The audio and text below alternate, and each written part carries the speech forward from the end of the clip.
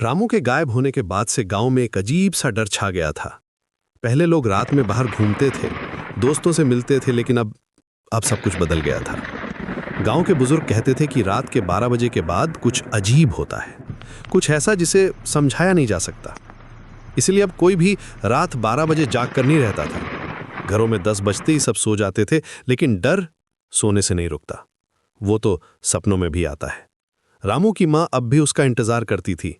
हर रात वो खिड़की से बाहर देखती और कहती, आज तू आ जाएगा मेरा बेटा। लेकिन दिन गुजरते गए, महीने बीत गए और रामू कभी वापस नहीं आया। गांव वाले अब उसकी मां से आंख मिलाने से भी डरते थे। अमन भी इन्हीं कहानियों को सुनकर बड़ा हुआ था। उसके दादाजी हमेशा कहते थे, बेटा रात 12 बजे के बाद कभी जागना मत, जो जागता है वो फिर कभी नहीं सोता। लेकिन आज रात अमन इन सब बातों को भूल गया था। वो अपने फोन पर एक हॉरर स्टोरी सुन रहा था। कहानी बहुत डरावनी थी, लेकिन उसे मजा आ रहा था। रात के 11:59 हो चुके थे। उसने घड़ी देखी और मन में सोचा, बस कहानी है, कुछ नहीं होता, ये सब अंधविश्वास है। अमन का कमरा बिल्कुल शांत था, सिर्फ उसके फोन से आने वाली आवाज और बाहर से आने वाली हवा की आवाज। उसे लगा कि वो बिल्कुल सेफ है, अपने घर में, अपने कमरे में, अपने बिस्तर पर। लेकिन ठीक 12 बजे एक स्कूल बेल की आवाज गूंजी। पहले धीमी, फिर तेज, जैसे कोई पुराना जंग लगा हुआ घंटा बज रहा हो। अमन का दिल जोर से धड़कने लगा, उसके हाथ कांपने लगे। ये आवाज कहां से आ रही थी? गांव में तो कोई स्कूल भी नहीं था। उसके कमरे की लाइट अचानक बंद हो गई। अंधेरा इतना गहरा था कि अपना हाथ भी नजर नहीं आ रहा था। अंधेरे में उसके फोन पर एक नोटिफिकेशन आई। स्क्रीन पर लिखा था, आखिरी घंटी बज चुकी है। अमन की सांस फूलने लगी। उसके गले में कुछ अटक गया था। उसे लगा जैसे कोई उसके बिस्तर के पास खड़ा है। हवा में एक अजीब सी बू थी, जली हुई किताबों की बू, जले हुए बालों की बू। फिर एक टूटी हुई आवाज सुनाई दी, एक औरत की आवाज, लेकिन बहुत डरावनी, जैसे कोई बहुत दर्द में हो। अब क्लास तुम्हारी है। यह आवाज उसके कान में गूंजती रही। अचानक अमन को लगा जैसे वो कहीं और है। उसके पैरों के नीचे ठंडी फर्श थी, हवा में चॉक डस्ट की गंध थी।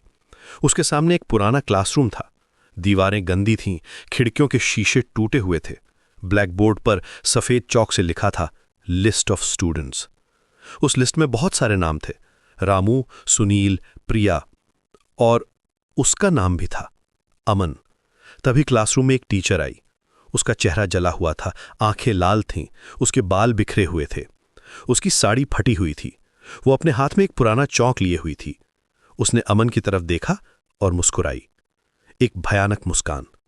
जो कहानी सुनता है वो कहानी का हिस्सा बनता है। अमन के चारों तरफ बच्चों की शैडोज घूमने लगीं। वो सब बहुत छोटे लग रहे थे। उनकी आंखें नहीं थीं, सिर्फ काले गड्ढे थे। सबकी आवाजें एक साथ गूंजी, अब बारी तुम्हारी।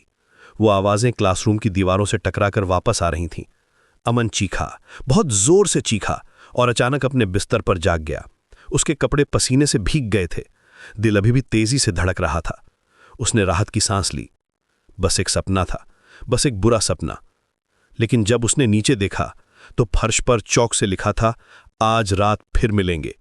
वो राइटिंग बिल्कुल फ्रेश लग रही थी, जिसे अभी अभी लिखी गई हो। और अगर तुम ये कहानी रात 12 बजे सुन रहे हो तो याद रखना, घंटी कभी भी तुम्हारे लिए बज सकती है।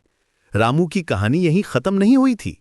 गांव वाले कहते थे कि वो अभी भी उस पुराने स्कूल में फंसा हुआ है, जहां वो टीचर हर रात नए स्टूडेंट्स का इंतजार करती है।